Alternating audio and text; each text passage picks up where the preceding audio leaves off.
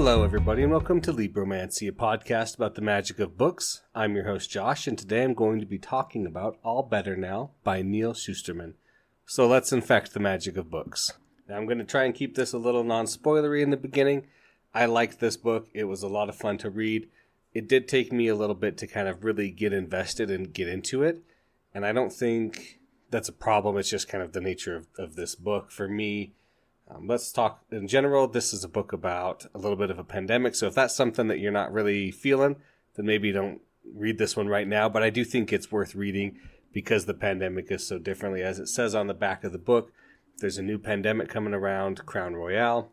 And once you get this and you get through it, you are content and happy. And the way that's played with throughout the story is really well done. And I really like that. It doesn't change people. It does change people. That's a lie to say it doesn't change people. It doesn't change them into who they weren't before. Like, it doesn't completely change them. It just makes them happier and makes them more willing to not engage with those kind of self-destructive habits. You know, the ego, your pride, your meanness. Like, that's what it is. Now, this is a really...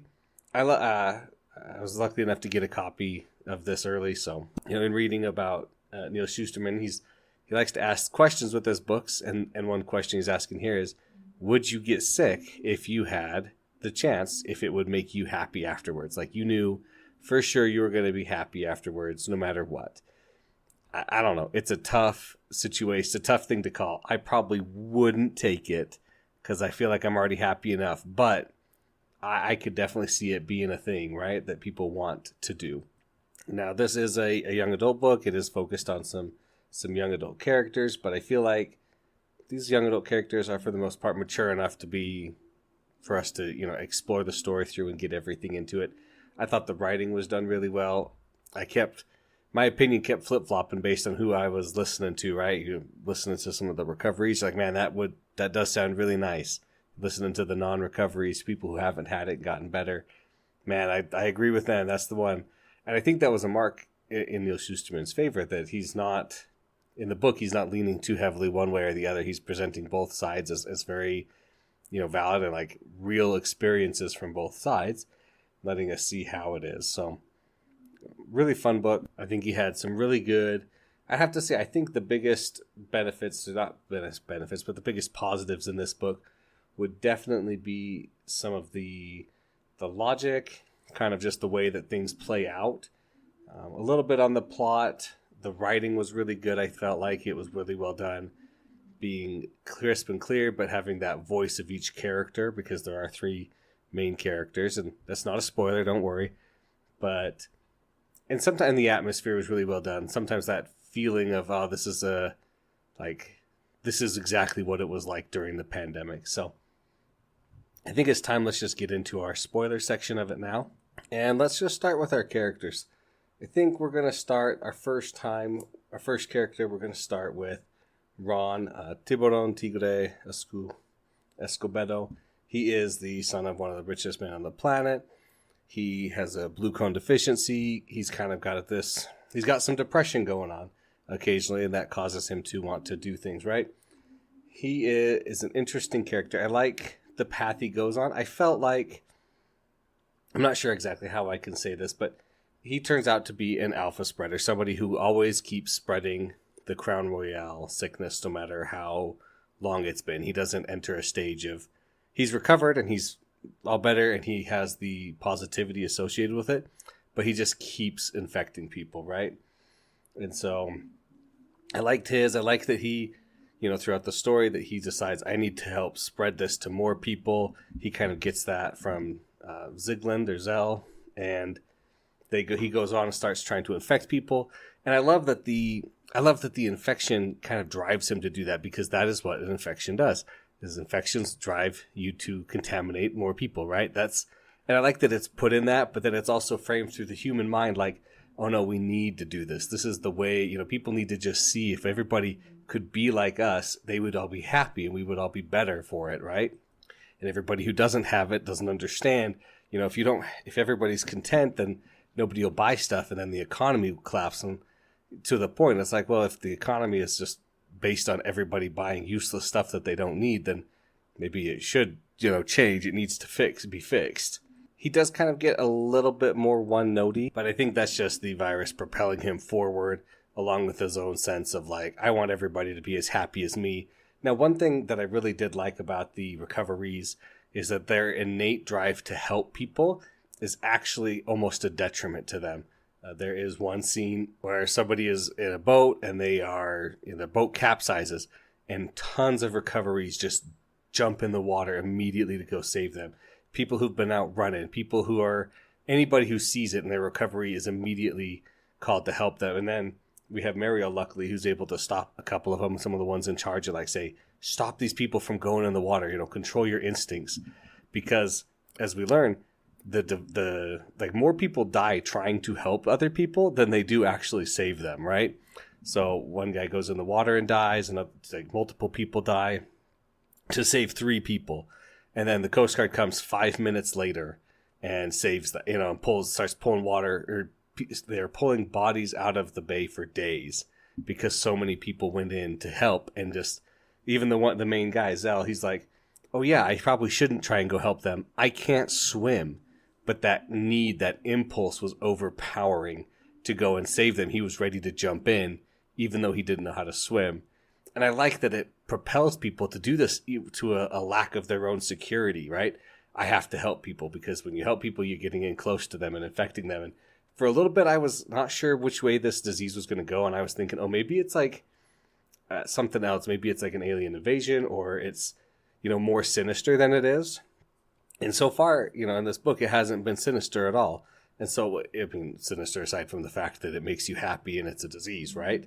So, and I also like that the way that Neal Shusterman wrote about this, he did not make any of the content people really lazy. Like, he didn't change their core drives. It just removes the negative ones. So you go to work, you're still happy to go to work. In fact, you could say they're even more ambitious at work because they want to do everything they do to the best of their ability.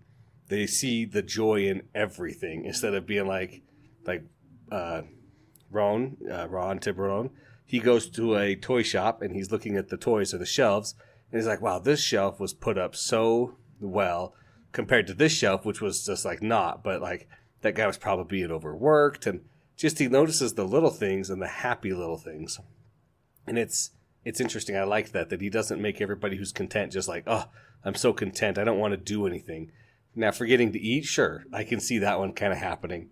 Those are good. Now, let's talk about Mariel. This is Ron's kind of a accomplice. They get romantically involved a little bit. She is actually naturally immune to Crown Royale. She tries to get it. She can't get it. It's an interesting part of her that she's willing. I like that she plays the middle. Of our 3 characters, we have Ron, we have Morgan, and we have Mariel. Ron is obviously the spreader. He's pro-disease. Morgan, and we'll talk about her in a minute. She is obviously you would know this right now, but she's anti-disease. She's 100% against it, trying to do everything she can to make a cure for it. And then we have Mariel, who is a little bit of both. She can see the pros, she can see the cons. She doesn't want Ron to just like spread it to everybody, but she does agree with him being allowed to spread it if he needs to. But she wants people to have more of that choice. And let me just put this out here. Ron, if you're trying to be an alpha spreader and you want to spread this around to everybody, you are making some weird decisions. Like, I know that like it's the pandemic, so things are getting closed. You can't just go to the pool, but like get a job, cough on everybody's food. Like, there are so many ways you could do this without being like making these huge scenes that you make every time you try and like infect a large number of people. So sometimes I was a little frustrated with Ron just being like, Ron, what are you doing? Like, just infect people, get your hands sweaty and shake people's hands, do things like that. Like, it's obviously airborne, and so, not shaking people's hands is not necessarily going to do it to you, but like, if you cough on your hands and then hit it and then they touch their face, like, that's it. Like, there are so many more effective ways you could be spreading this than like a lone drive infecting a waitress here and a waitress there. Obviously, that was part of Mariel kind of limiting him as well, but it was interesting. I like the dynamic with Mariel and her mom, where her mom does get Crown Royale and dies, and then she has to, she's kind of haunted by that, and then she has to make these decisions and say, like, Am I trying to live up to my mom? Am I trying to live up to me? What's my goal here? Now, let's talk about Morgan for a second. Morgan is funny. She is, I don't know how to describe her. She's a girl who's very smart, very academically accomplished, very driven, and she is recruited by Dame Havillard, who is the owner of this Haviland Consortium. She is super rich, super petty, super spiteful. She knows that everybody who's gotten this disease and has come out of it wants to give away their wealth and to use it for good things. And she does not want her money used for good things. Like, she does, but she also wants every good thing she does to, like, spite somebody she actually hates. So she recruits Morgan to be her successor. She ends up getting Crown Royale. She lives through it. And then the rest of the book is her trying to undo and, like, trying to figure out how to stop Morgan from doing all the things that Morgan is doing, because while Morgan is super anti the disease, she's trying to get this cured. She recruits everybody. Money is no object to her. She's got plenty. I liked Morgan, I think, the most because she's the most driven and the most like, I'm going to accomplish my goals and this is how I'm going to do them, versus Ron and Mario were kind of like, we're going to go with the flow. We're going to see how this turns out. And I'm going to try and affect people, but I'm not going to be very effective at it. But I am going to be kind of effective at it. Right? And so I think I resonated just with Morgan because she was a lot more driven and like goals oriented. And I could see her progress as she was making it towards these things. Now, Morgan creates the anti-cure, but it is not the anti-cure I was expecting. I was expecting something that would, yes, reintroduce like the darkness and the meanness back into a person, because you can equate Crown Royale to being the light and this new one to being the darkness. And I was like, oh yeah, it'll just like reevaluate you and like re-add the darkness so you're back to normal. No. This is, you get Crown Royale or you get the other one. La Llorona it is called. And now we do see somebody infected with La Llorona when she just cries the whole time and she's so despondent and like sad. I'm like, oh, this is not what we were looking for. This is not what I was looking for. You have made the antivirus, but it feels so much worse than the actual Crown Royale virus. And you get one or the other, so there's no fixing this. It's going to just be a huge division of we either have Crown Royale and we're really happy or we don't. And I'm assured that eventually people will be able to fight through the La Llorona and get motivated and actually do stuff, because the one spot we see, they don't do anything. They just cry because they always need something or they want something more, and they can't have it even when it's right in front of them. And so, oh boy. And I did learn that this is going to be a duology. And so the next book, I don't know when it's going to come out, not next year, but maybe the next or something. But this book ends on a pretty good note. So I think you'd be satisfied even knowing that it's a duology. But man, that was intense. And then that Preston, Morgan's assistant, basically, or the VP of the Haviland Consortium, he does a good thing, I say with quotations here, of course. He tries to get the virus out, or to get the La Llorona out into the world. He saves it so that Morgan can sell it later and they can make money, because it's a self-replicating virus. I loved her business plan. We'll sell 20 doses to the 20 most profitable people. It'll spread on its own after that, and everybody's happy, right? Everybody's happy with the heavy quotes on that, because they won't be happy after taking this, right? Because I just love that. But then he accidentally gets it on his hands and we know that he's itching, and that's the cue that he's gotten infected with it. And then I love that one chapter, I didn't even realize this until I was kind of going over my notes, but one of the chapter titles is just a list of things that he's touching. And it's like, oh no, he touched all of that stuff, which means anybody else who touches that stuff is also infected with it, because it's a very touch-based thing. It's very powerful touch-based. If you touch something that was touched by him, like on his fingers where he got it, then you are infected with it no matter what, basically. That was intense. And then the switch where Dame Haviland, this whole time after she recovers, is trying to get back at Morgan and stop her. And she goes to her mom and threatens her mom. And Morgan's like, pull the trigger, do it. You can't do it because you're a recoveree, and recoverees can't go against their base instincts. You can't hurt somebody on purpose. Now, they can if it's like in self-defense, but even then it's really tough, and they have to like overcome their natural instinctiveness to not do that. I thought that was well played. She calls the bluff. They just leave. And then they put her on the boat. And they get her. I mean, that's crazy. I'm just kind of glowing over everything, but they've infiltrated Svalbard, where they have the seed vault, and they're doing all these experiments there to keep it safe. They get Morgan into a spacesuit. basically, an antivirus suit, and then they kick her into the ocean, basically. And I'm like, oh crap, that's it. Dame Haviland won. She's going to make it. And then underwater, we're back at Morgan, and she's like, you know what? I'm going to make them, if they can find my body after I die, then Haviland wins and she gets her money back immediately. But if I take off this tracker, break it so they can't find me, then it's 7 years later, which means I win, basically. And then she walks out of the friggin' ocean onto the beach, and I'm like, oh my gosh, this is so intense. Like, you had me with the triple fake out here. Like, Morgan got away. No, she didn't. She was caught by Dame Haviland, and now she's ruined. Okay, now she's gonna go die, but she's gonna do it on her terms and still win that way.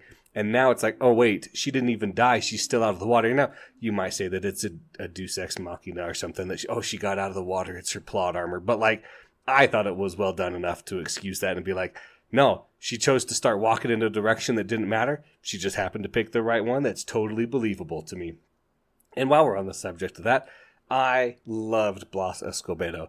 He is so cool. He loves his son so much. Now, is he wrong to try and like hem his son in and like block his son and keep him contained? Yes, but also like, if you know somebody is sick or like very at risk of being sick, you want to protect them. And so I can totally understand his father's like love and for him and wanting him to be protected. But then his father goes to jail for him and he like saves him. Oh, it was so epic. And I was like, yeah, that's a cool dad. He is so amazing. So, one more thing I got to talk about really quick. Javins, the first guy to get Crown Royale, the former richest man in the world, he is creepy. He's been infected twice with Crown Royale. And he says he has to stay in the submarine because anything else he experiences is just too overwhelming and too joyful for him, which makes sense because it's the first time everything is joyful to you when you see it. But he was creepy the way he talked. There's this section where he starts talking for the first time. And instead of being the text regularly laid out, it's like, centered and like poetic. And it was just like, oh, that gives me like super creepy vibes here. Like, what is going on? I don't know. I thought he was going to be like taken over completely by the illness, and like the illness was the will of the machine. And I was like so prepared, and it didn't happen that way. But he still gives me the creeps, and I still think it's kind of like a fungal thing taking over or something. I'm waiting to see what happens in the next book sometimes, but it was very good. Yeah, so like I was going to say, one thing I wish Morgan had done is act a little differently. Now, I know that's kind of contrary to her character and her belief because she has all the money, she's got all the power. But it's shown throughout the series that the recoveries or the embraced, as they start calling themselves, can overcome their base instincts to help and to base instincts to like rush into danger to help people. It takes practice and time, but they can do that. I think if Morgan had taken a slightly different approach or a slightly less antagonistic, open approach, she could have been like, oh yes, I'm so here for you.